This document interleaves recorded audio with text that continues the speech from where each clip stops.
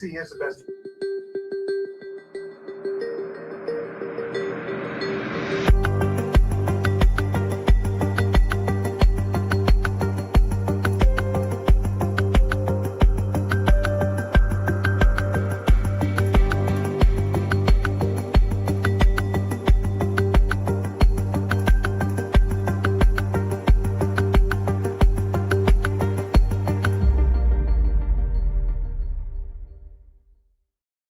If John was beaten up and attacked in that house, who did it? Karen, just to be clear, you didn't do it. We know who did it, Steve. We know.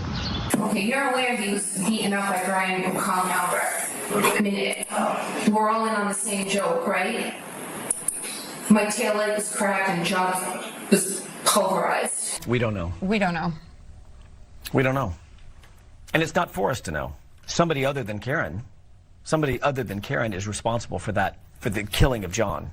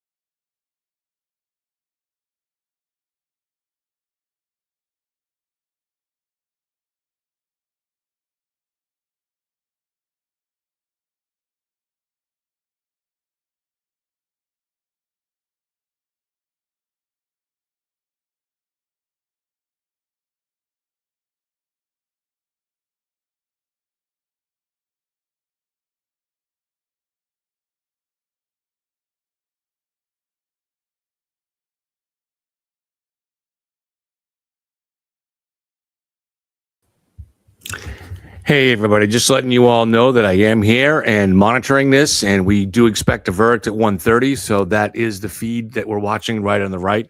I'm just not on camera talking about it because I pretty much said all I have to say after they went into the break, after the closing arguments. So I don't really have anything new to add to it. So I don't want to just be on here talking for no reason.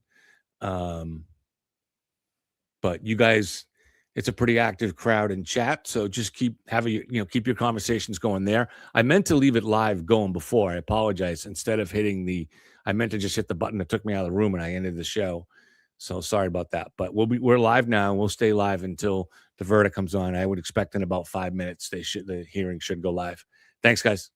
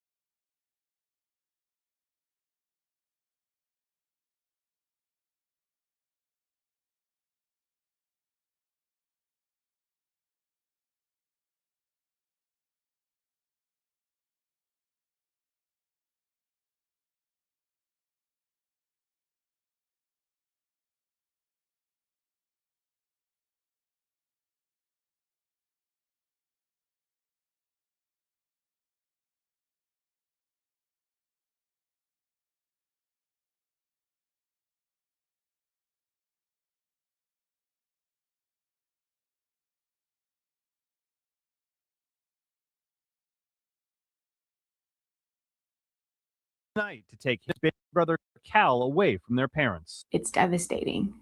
It preys on all of your worst anxieties as a parent. Sarah Perkins and husband Josh shared their ordeal with us in 2022. It started when they took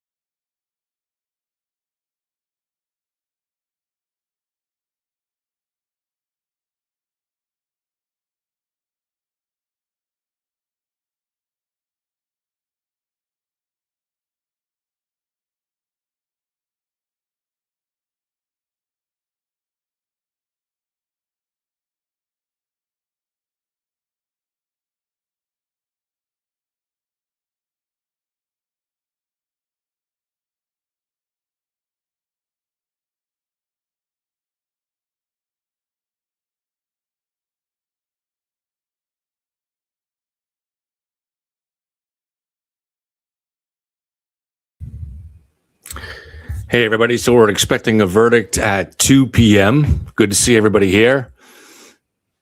Just looking at the end of the chat.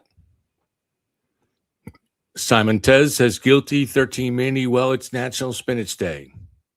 Somebody was trying to fire a shot at me. He said, what is this channel about? If you present yourself, if you say you're not an expert in anything, what are you just out there just so people can come on and you read out their comments on the stage? No, obviously not. I give you my opinion, and the readers decide over time if it's worth listening to. And I claim no expertise. I no more expertise than anybody else here has. And if over time my opinion has any weight or value to it, then people are inclined maybe to come back. But if it doesn't, then they don't, and that's how it works. So I think I've had a fairly good track record on other trials, but you know what? Let other people decide. No one's making anybody watch. You vote with your mouse. You decide what you want to watch. Don't tell other people what to watch. You decide what you want to watch. And if I'm not giving you interesting opinion or information, then why would you stay? You go to somewhere else. That's just obvious.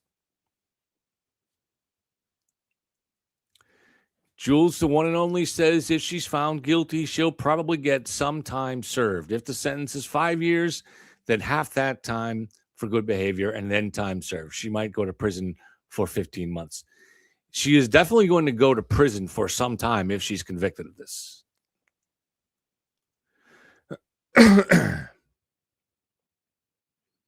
JM says the Mets are winning 5-2 in the bottom of the first inning. The Red Sox don't start till 4, of course.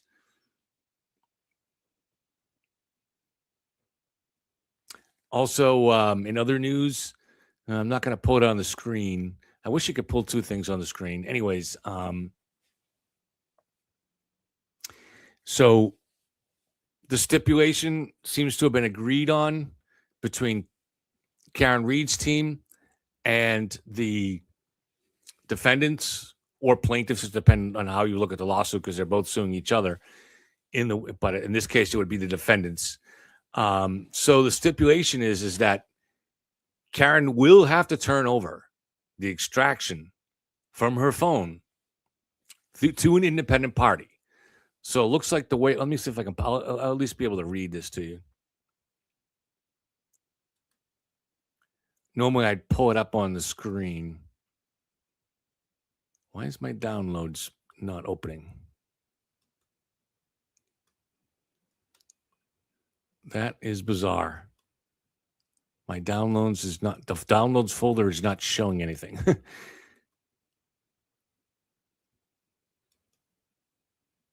Let me go to Twitter and find it that way. I'm sure I can find an example on there. Computers are so buggy, right? I mean, you go to your downloads folder and you just want to open everything in the folder. And the most recently downloaded thing. Oh, you know what? I apologize. I was on that was a different computer. My bad. I have no downloads on this computer. So in any case, once Karen gets her phone back from the state, from the county, she is not allowed to boot it. She's not allowed to turn it on. And they'll be able to tell if she does. And then that phone has to be turned over to a third party that both sides have agreed to for an extraction. So the O'Keefes will get that extraction from the phone. And if there are any things that would be indications of a crime on that phone, that would be turned over to the county. And the county would have the option of combining that with their other evidence, seating another grand jury, and seeing if that grand jury could come up with charges. Now, the first grand jury that was looking into charges of conspiracy between Karen and Turtle Boy to intimidate witnesses failed to indict, but they did not have any phone information. So, Tail Like Guru says Karen can delete things from the cloud. Well, she's already done a factory reset on that phone too. So we don't know exactly what can be recovered from it. So we'll see. But, we've seen even like in the Nancy Guthrie disappearance, even when things are missing, it's pretty amazing when they look through data, they can find, ghostly remnants and piece it together and sometimes come up with enough information. So there could be information on that phone, and she would be afraid of it. She still could be charged with conspiracy to intimidate a witness.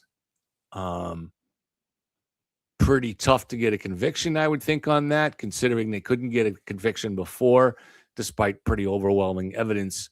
They couldn't get a conviction of second-degree murder. But she's not out of the woods yet.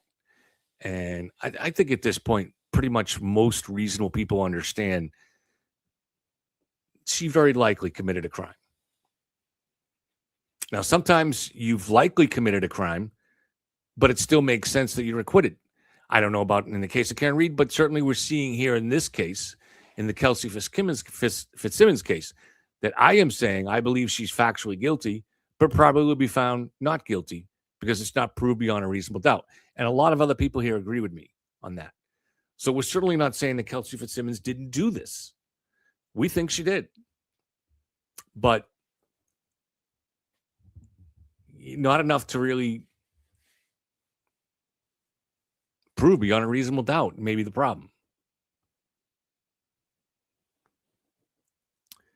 Yeah, so I'm on a different computer. This one is basically I just use for shows. So, but it limits. I don't have anything. I don't really have anything on it. It's an empty computer. It just has the basic stuff that I need. It's a good computer. Refurbished, but still a good one. I want to see. This comes up so much from time to time. Let's go. Let me ask the AI for the definition of reasonable doubt. And I included the standard definition for that, the way it's described. It's a difficult thing to describe. And so let me ask it that and I'll read it to you. I had included a copy of that in my book.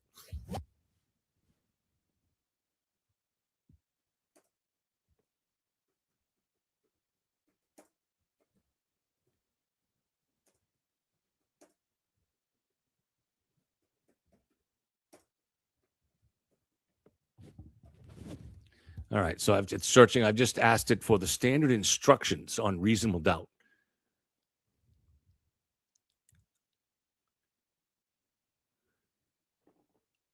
So the government's burden, the prosecution must prove every element of the charge beyond a reasonable doubt, blah, blah, blah. Let's see.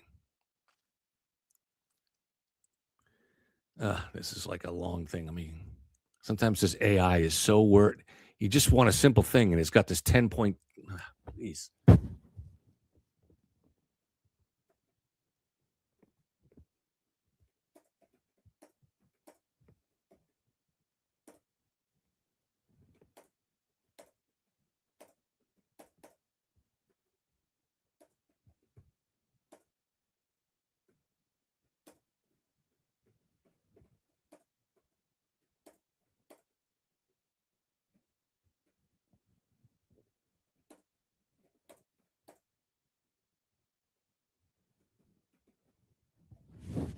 I asked it a simple question, and it gave me literally an 8-part answer, none of which was what I was really answering the question.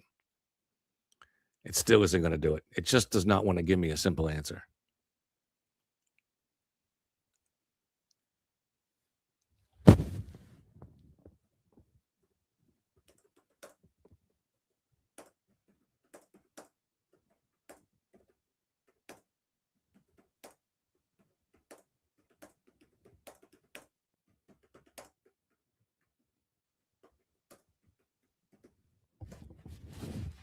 I can't get it to give me a good answer. Let's see if I finally get it. All right, finally. Jesus, it took so long to get this quote. All right, this is what the judge typically reads out to a jury. This is the simplest question I asked this thing, and it took me asking it 3 times to get an answer. That's Bing's Copilot. So I use it a lot, but I'm back to using ChatGPT again, which is ChatGPT is built into Bing's Copilot too. So a lot of times you get the same answers. but it's unbelievable how they just can't give you a straight answer sometimes. All right, this is what the judge reads out. The defendant is presumed to be innocent. This presumption of innocence stays with the defendant unless and until the Commonwealth proves the defendant guilty beyond a reasonable doubt. The burden is on the Commonwealth to prove beyond a reasonable doubt that the defendant is guilty of the charges made against him or her. The defendant is not required to prove his or her innocence. A reasonable doubt is a doubt that remains in your mind after you have carefully considered all of the evidence. So again, this is it. Let me repeat it. This is what you. This is. It's not whether doubt is if you 90. Is it 99%? Is it 90%? That's not how they define it. This is how they define it, and then it's going to be up to each juror, or in this case, the judge, to implement it from there. A reasonable doubt is a doubt that remains in your mind after you have carefully considered all of the evidence. It is a doubt that is a reasonable. It is a doubt that a reasonable person would have after reviewing the evidence in the case. It is not an imaginary or possible doubt. It is a doubt based on reason and common sense. If, after your consideration of all the evidence, you are left with a reasonable doubt about the defendant's guilt, then you must find the defendant not guilty. If, after consideration of all the evidence, you are convinced to a moral certainty, whatever that is, that the defendant is guilty, then you should find the defendant guilty. So it's loose, right? It's going to be different things to every single person. A reasonable doubt is a doubt. That seems circular.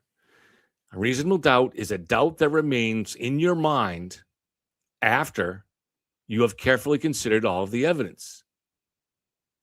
It is a doubt that a reasonable person would have after reviewing the evidence in the case. It is not an imaginary or possible doubt. It is a doubt based on reason and common sense. So, too bad we didn't have a law school teacher here like Margaret to parse that a little bit. I've never taken a class on this, so let's see if we could parse this the way a reasonable average person might parse it. Someone on a jury. A doubt that remains in your mind after you've carefully considered the evidence. Oh, fuck. I didn't even realize they started. But you must remember that this is a courtroom and not a sports arena. When I announce my verdict, you must not act out emotionally or visibly or audibly react. So you should leave the courtroom if you believe that you will be unable to maintain your composure. I'd like to start with a few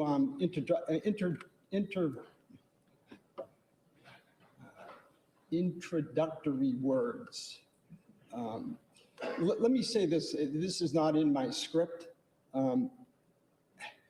This has been one of the more exhausting, hardest things I've had to do as a judge, as an attorney. And in any event.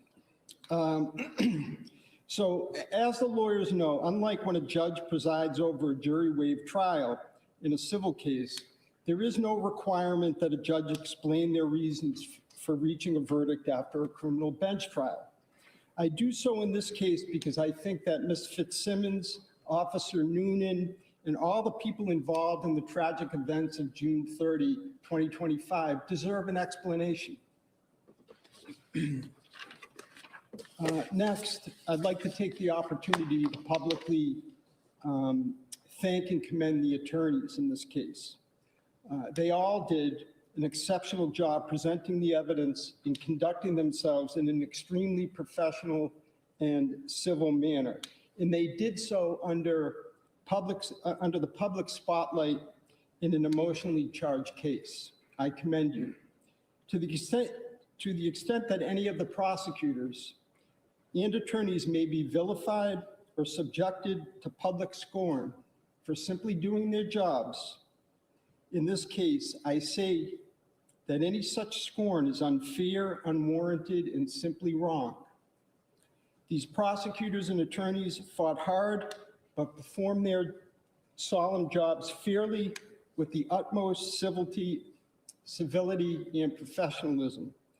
They served as a shining example of our adversarial system in operation. Now, I'd like to publicly acknowledge the crucial and often thankless role that police officers perform, a role that Ms. Fitzsimmons herself, like Officer Noonan, willingly and selflessly performed for the citizens of North Andover. For this, you should be thanked, not disparaged. For those that think that serving as a police officer is easy, or that officers don't care or take pride in their work, I say with more than 3 decades of experience in the criminal justice system that you are naive, misinformed, and sadly mistaken. The work of police officers is especially fraught with peril today because of our exceedingly cynical, polarized atmosphere where our citizenry often believes that there is a conspiracy under or around every corner. I saw no evidence of a conspiracy in this case. What I saw was dedicated public servants like Officer Noonan and his fellow officers doing the best they could under tragic, rapidly evolving emotional circumstances. What I also saw was a young woman, Ms. Fitzsimmons, who was also a dedicated public servant, react to sudden, confusing, and heartbreaking news. Now let me turn to the evidence and the law. Our system of justice requires me to decide this case solely on the law and the evidence. So the only things I have considered in reaching my verdict are the 98 exhibits admitted during the trial and the testimony of the 11 witnesses that testified here in open court. While it may be cold and uncaring, our system of justice demands that emotion, sympathy, and concern for the consequences of my decision play no role in my decision. As for the law, in order to prove Ms. Fitzsimmons guilty of the crime of assault by means of a dangerous weapon, the Commonwealth must prove the following 3 things. We lawyers call these things elements beyond a reasonable doubt. First, that Ms. Simmons committed an assault on Officer Noonan. Second, that Ms. Simmons intended to commit the assault. And third, that the assault was committed by means of a dangerous weapon. The sole issue before me is whether the Commonwealth proved each of these 3 elements beyond a reasonable doubt. And more specifically, under the circumstances of this case, the narrow issue before me is whether the Commonwealth proved beyond a reasonable doubt that Ms. Fitzsimmons pointed a firearm at Officer Noonan for any perceptible amount of time. What is not before me are the legality of the issuance of the restraining order to Mr. Alain, the reasonableness of the procedure used by the police to serve the restraining order, the legality of Officer Noonan's use of force, and issues regarding the custody of Caden. It is not my place to decide these issues or even mention my thoughts on them. I am thankful for this because my role has been hard enough. What has made my job especially difficult in this case is that by and large, I found the testimony of Officer Noonan and Ms. Fitzsimmons to be credible on the material and relevant points. In my experience, this is unusual and somewhat perplexing. On the one hand, Ms. Fitzsimmons credibly testified that she never pointed a firearm at Officer Noonan. On the other hand, Officer Noonan testified that not only did Ms. Fitzsimmons point a gun at him, that she also pulled the trigger. Both agree that it happened in seconds near a narrow doorway, and the crime scene photos show that the door frame was made narrower by a clothes rack containing police uniforms that was to Officer Noonan's left. The door frame was also made, strike that, the door frame was made still narrower when Officer Noonan used it to take cover when he drew his firearm. During the closing argument, the Commonwealth argued that it is scientifically and physically impossible for Ms. Fitzsimmons' story to be true because there was a bullet in the chamber, and she said that Officer Noonan shot her without her ever racking the slide after pulling the trigger. I disagree that the evidence reflected that the only way to chamber a round would have been to pull the slide under those circumstances. However, even if I assume that Ms. Fitzsimmons lied about not racking the slide, it does not detract from the adamancy and credibility of her testimony that she never pointed the gun at Officer Noonan, about which he was equally as adamant that she did. Perhaps the Commonwealth could have easily met its burden if the officers had been wearing body cameras. But under these circumstances, I am left with a reasonable doubt, and I am duty-bound to find that the Commonwealth has not met its burden to prove that Ms. Fitzsimmons committed an assault by means of a dangerous weapon on Officer Noonan, and my verdict is and must be not guilty. With that, I will hand the signed verdict slip. Did I lose it? I will hand the signed verdict slip to Mr. Ruane and ask that he advise Ms. Fitzsimmons of her statutory rights. Ms. Fitzsimmons, could you please stand? On docket 2025, 77 CR 311, pound 001. The court having returned a verdict of not guilty, the court orders that you be discharged of this indictment, and this indictment only, and go thereof without delay.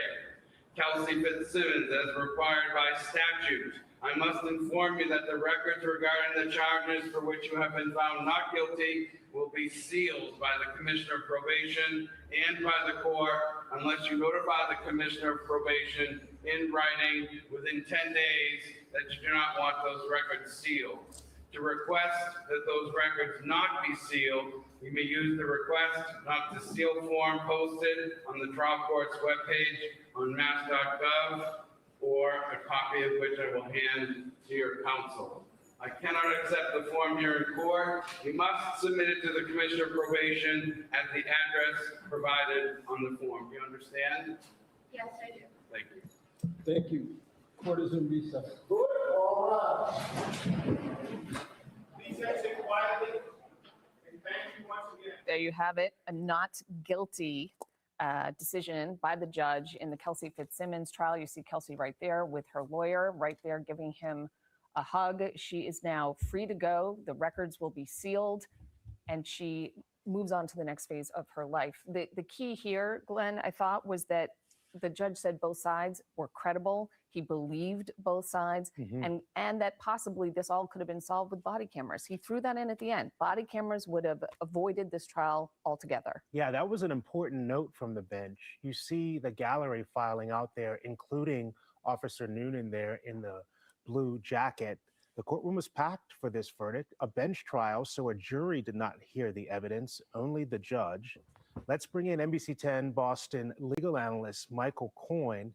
Michael, let's start the conversation with what JC just mentioned. The judge said that he found both Noonan's and Fitzsimmons' testimony credible, but we have to also acknowledge that their testimony conflicted. So parse that for us. How can both things be true? Well, I think, we talked about it just at the end last night. It's a matter of perception. And I do think that that's what really, at the end of the day, one could align both of these versions of the events, is that Officer Noonan believed one thing was taking place as she moved that gun in some fashion, while her version of the events is, her truth is that if I was moving it at all, and it was towards my own head, not towards someone else. And we have to remember how quickly these whole things happen. And that's why the judge made reference to the narrow doorway, the door in the way, and these big bodies in a relatively small cape, so that you really don't have a lot of time to see everything that's going on. And you don't have a lot of time that we all get to act in hindsight and say, well, maybe this should have been done or that should have been done. One thing. Okay, Coyne is a lawyer. But this is why, while I'm not an expert, I am going to give you better analysis. And it's the same thing that I've been saying. The judge said that both Noonan and Fitzsimmons were credible. That just means that they were believable. And there was no other evidence around to support one story or the other. And if that's the case, there's reasonable doubt. That's all the judge said. It had nothing to do. I mean, it is a little bit about perception, and that's an aspect of the case in that both people can, in a sense, both could be, well, theoretically, in some cases, both could be telling the truth. But this is not, but he's wrong there. This is not a situation of perception. So situational perception would be if the Officer Noonan, reasonably thought that she was pointing the gun at him when she wasn't. From her point of view, she was just pointing it at herself. No, this is not just a matter of perception, because in her story, he ran down the stairs and that's when she leapt for the gun. Now, either that's a lie or it's the truth. It's not a matter of perception. And if it's a lie, and if you could prove that that was a lie, then she'd be guilty. But unfortunately, there was no way to prove it. So this was not an issue of perception. This was an issue of you simply couldn't tell which one of these witnesses was telling the truth. It's that simple. And I'm not sure why. So JFK, what do you disagree with? I'll try to watch for your comment.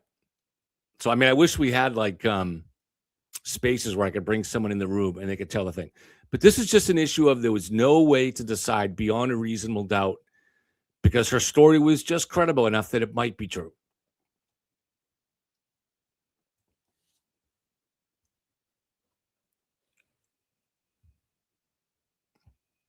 The judge is certainly not going to go up there and say, like the rest of us are, that Officer Noonan is probably telling the truth, and therefore she probably did do this.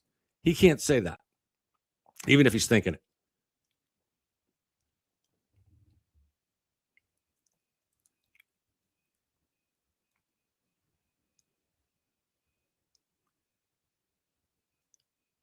All right, so JFK, what is the evidence that you say that on? This is the problem. There isn't enough evidence to say that she did it, but there also isn't enough or any evidence to say that she was railroaded. That's just kind of your imagining how things went down. And it may be true, but there's no evidence for it. There's no evidence that anybody railroaded her.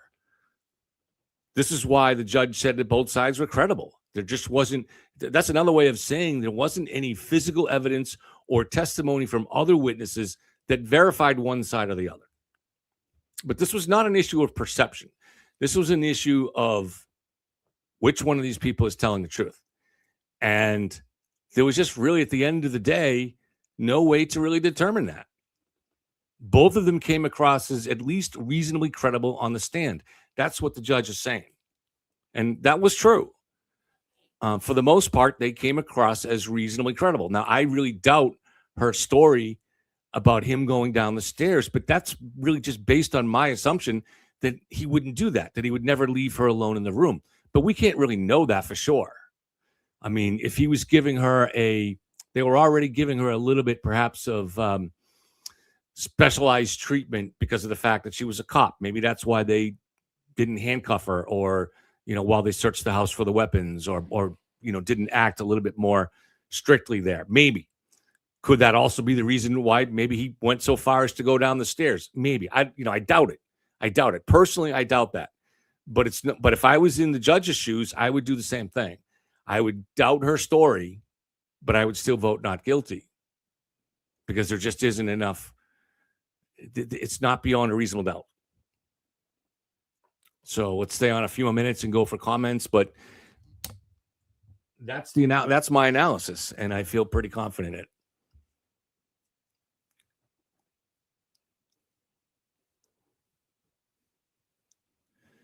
So we don't know who her record is. It came out that the police believe she had been sectioned before, but the judge seemed to say he didn't know what that was based on. So we don't even know if she actually has been sectioned before. So maybe she was, maybe she wasn't. It's really kind of shocking, though, to see also when you go on Twitter and see what these Karen Reed people are doing this. They're not just they're not making the argument like I am, saying that she should be found not guilty because of reasonable doubt. They're putting her up as a hero. They're putting her up as a hero and a victim. And I don't understand that. You're just doing that because of some emotional need to have a hero and to have a victim, to have someone that you feel like you're fighting for. I guess it fills some hole in your life. But there's no evidence here that she's a hero. You know. JFK, I'm certainly not saying you're not entitled to your opinion. I'm just saying my opinion's better. I'm just teasing. Don't get upset. I'm teasing you, JFK.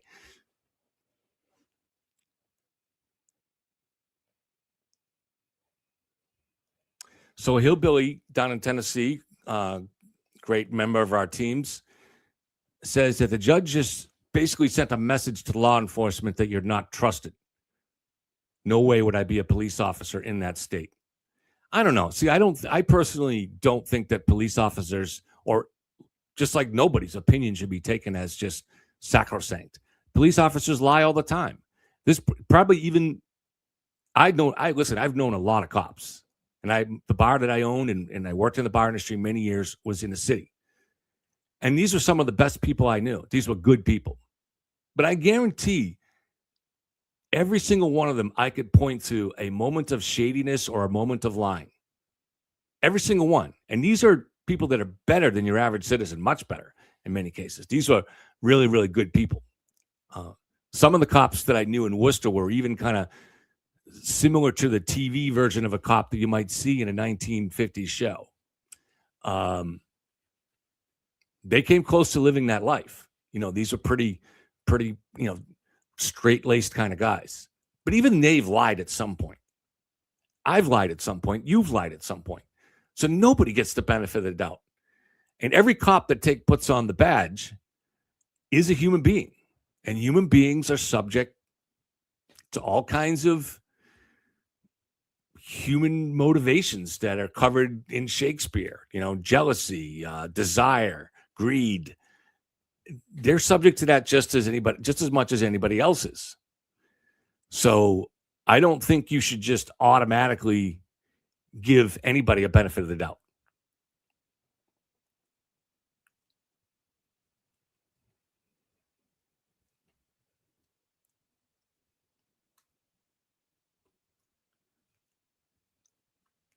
So I have to, should I remove you, FBI, DOJ, permanently for saying that?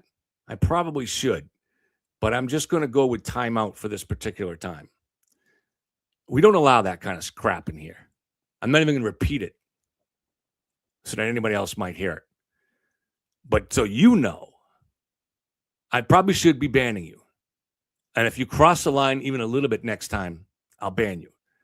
But we don't think about things in those terms here. All right? That's not how we are. We're a community that's open to everybody. So please, don't say things like that anymore.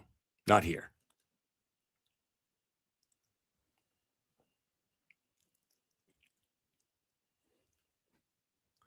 Fiona says the father won't lose custody and she won't get full custody, shared potentially at some point. Yeah, I mean, this is obviously the issues that are going to come up. I don't have any children. I've never been before a family court to how this stuff is settled and how it goes. I don't know. So Larry says, Kevin, you're wrong. Well, listen, I have a right to be wrong. I'm wrong sometimes. And you guys have a right to your own opinion and to disagree with me. So that's good. If we were all 100% of the same opinion here, that would be a problem, wouldn't it? Because it would be an echo chamber. And so, yeah, thanks, Thomas. If you see him cross the line, even a little bit, just, for what he said was bad enough there that I probably should have just blocked him permanently. But maybe he'll grow up and learn and take it as a teachable moment. Remember those teachable moments things?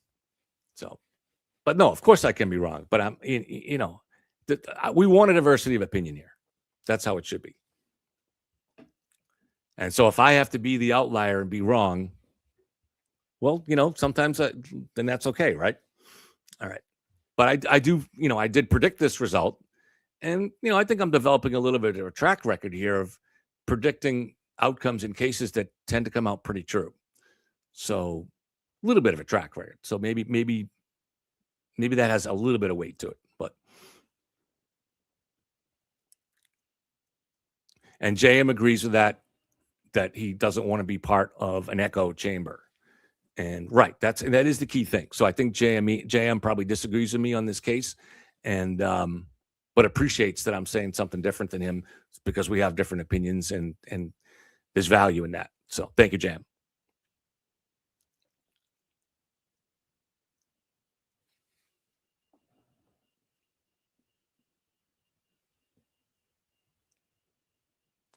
No, I don't think it's the case like that. Just always predict not guilty. And I mean, listen, there are issues with police officers, and it has to be watched. Just this morning, a huge story broke where in the town of Plymouth, a female police officer is charged with, I forget what it was, but basically her boyfriend or her husband, her boyfriend was raping a young woman over a period of 6 or 7 years.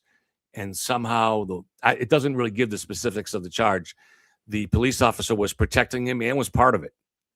So this was so obviously these are the bad apples. They don't indicate how the average police officer is, but nobody should get the benefit of the doubt. Look, I have like I said, most of the police officers I saw in Worcester were very good people, but I've seen all kinds of things in Worcester. Trust me, I've seen a lot of dirty things. And growing up in Lawrence, I saw a lot of dirty things. I grew up in Lawrence here. You see no, I'm not saying Officer Noonan is a bad apple. I certainly didn't say that. I said I believe Officer Noonan in this case, but I just don't believe him beyond a reasonable doubt. That's all I'm saying. She seemed fairly credible too, and I'm not willing to throw her life away based on something that I can't really decide. The facts here. I don't think that the county probably had a choice in bringing her to trial. But that said, they probably agree too that the facts just don't really establish what happened.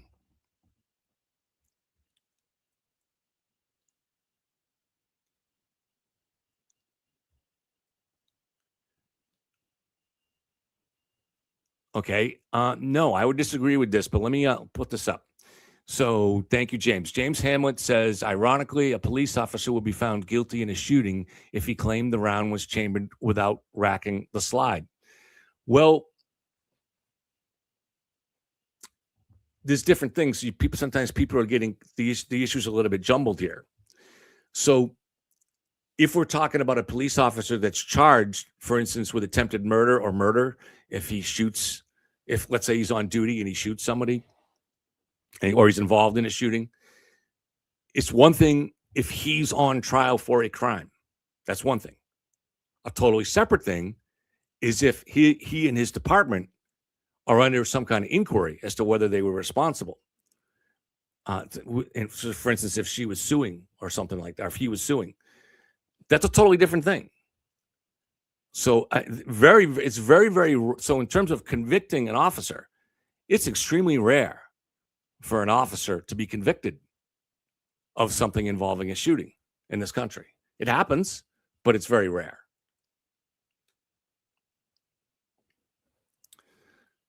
So I'll leave it on because maybe she's going to come out and speak to the public, or her lawyers will. So we'll leave this on for a few minutes and see where this goes.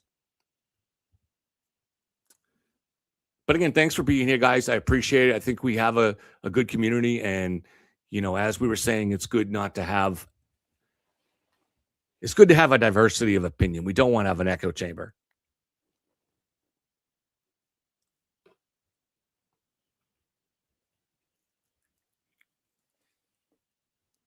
James says, Kevin, it's impossible racking the slide. Yes, but the other issue was, and you can't really prove it, is it possible that the police did something to rack that slide? Now, I'm not accusing them to put that bullet in the chamber. And Breda was not accusing them of that. And I'm not accusing them of that. What I'm saying is, is it enough in that realm of possibility that it could lead to or contribute to reasonable doubt? That's what I'm saying. Hillbilly says, so people should be able to pull a gun while a restraining order is being served. She doesn't dispute having the gun. Hillbilly, what's on trial here is just one issue.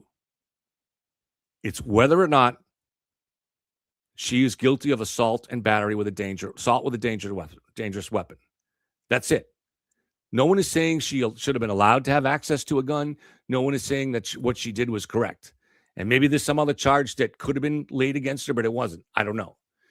But the only decision that was being decided here, as the judge said, and as is clear, is whether or not she aimed the gun at Officer Noonan. That's it. That's the only thing that's being decided here. That's the only thing. And so was she wrong for lying about the gun? Yes. Was she wrong for grabbing the gun? Yes, of course. And likewise, was Officer Noonan sloppy and allowing her to get to that gun? For damn sure he was. I think it's crazy not to say he was. I question whether he should be serving. Maybe in a quiet town like North Andover is okay, but I certainly wouldn't want Officer Noonan going back on duty in Lawrence. This guy fucked up. All right? I mean, he allowed a 100-pound woman to get the drop on him in such a way that he couldn't even grab her. I can tell you right now, without any training at all, I would not have let that happen. I'm sure of it. I have dealt with guns in situations in my time owning the bar and knives. And I always kept my head. And I always acted safely. And you weren't going to surprise me with a move like that. Now, here's the guy who's trained with SWAT for all of his life, been on SWAT, worked as a cop in Lawrence, and she got the drop on him. Well, I think it's time for him to go play some golf. Is that unfair? I'm sorry. You live in a tough line of work, and it doesn't seem like you did the job very well. You're probably a danger. There's a lot of crime activity that comes over the border from Lawrence into North Andover. You got to be capable of doing your job. And I don't think he did. I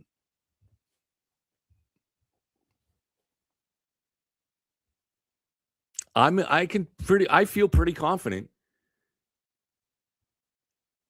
that I would have stayed, if I had to be in the room alone with her, I would have stayed close enough to her that if she made any move, I could grab her. I'm very confident in that. So that's my opinion.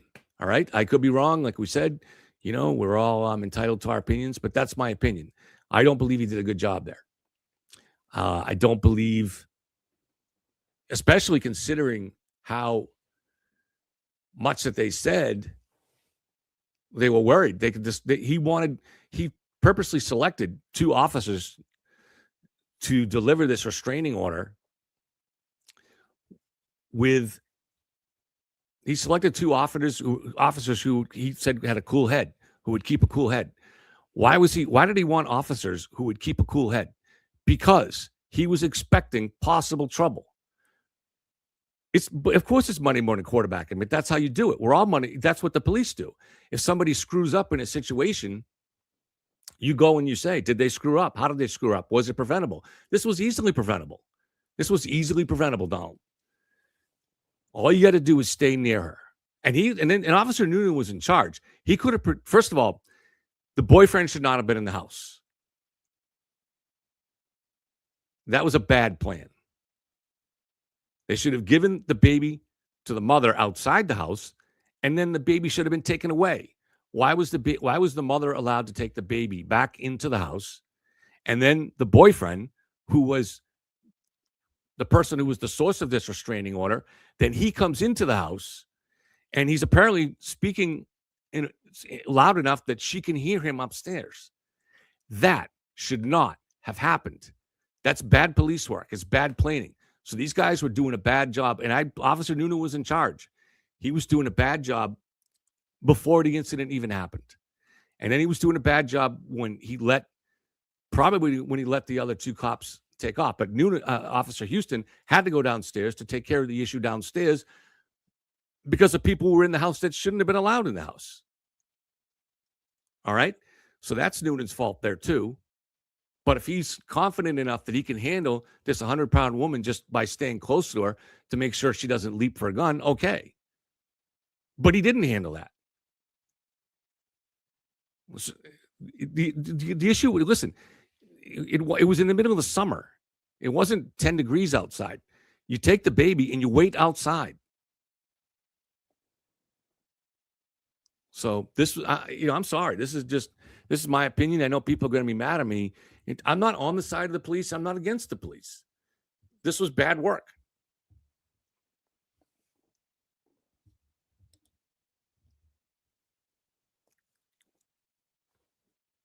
It's not really an answer to say, oh, that's just Monday morning quarterbacking. Tell me how this chain of decisions could have been made in the first place. It shouldn't have been. It's sloppy. Absolutely. Thank you, Doug. It's sloppy. It was sloppy all around. It was bad work. And you see this. Look, we see this in other cases too, right? When you're on the force for a long time, maybe you do get sloppy. A lot of people have talked about a little bit of sloppiness in the Karen Reed case. I don't really find a whole lot of sloppiness there, at least as far as really not either side, the state police or the Canton police. But, I do think there's a lackadaisical attitude that can set in over time. And that may have been what happened here.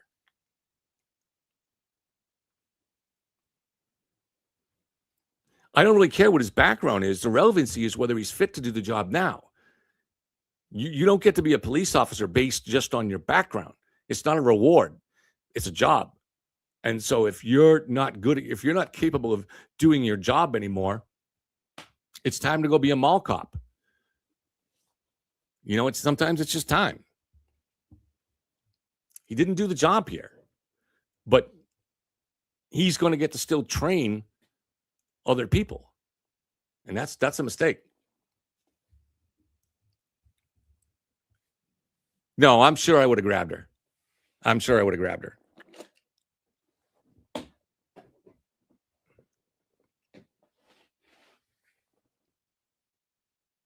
Of course I've made mistakes. That's a wrong conclusion to draw from that.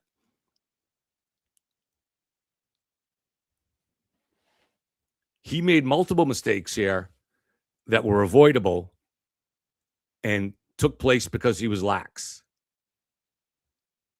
And that shouldn't happen.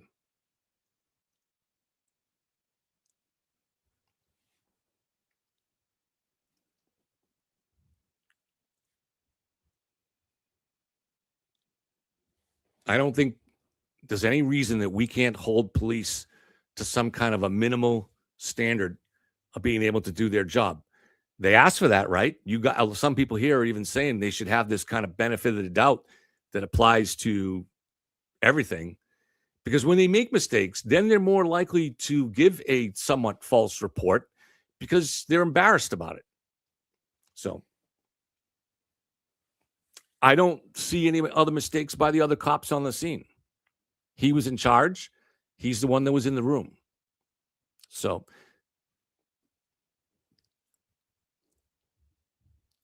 maybe she's Rambo and she's really, really clever and stuff. I don't know. But Officer Noonan didn't do a good job here. It is what it is. All right. I don't think they're going to be coming back. So again, thanks guys for being here. Don't get upset if I disagree with you or you disagree with me. That's what we want to do, right? We want to be able to do this respectfully and have respectful disagreements. And sometimes I might wake up tomorrow and say, you know what? Those guys were right about that. Or maybe you might wake up that way too. So let's have this be a place where we can disagree as long as we're all being respectful and friendly and logical. And there's nothing wrong with it. It's a good thing to have a passionate opinion. I know Jules brings a lot of passion to her opinions. So there's nothing wrong with that. Thanks, Wiley Doodle. Thanks for being here.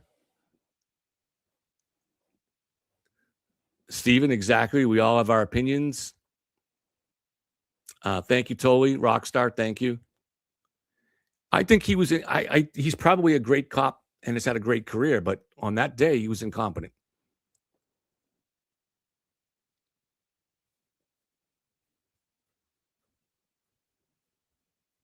Thank you, Smiley. Good to see you, dog. Yeah, and the judge is right. There's no excuse for not having body cameras. Now, the police don't want body cameras. We understand why. They don't even really have to say it. But there's no excuse for it in today's day and age. And because in this case, body camera would have protected the officer. And that's going to be true in many situations.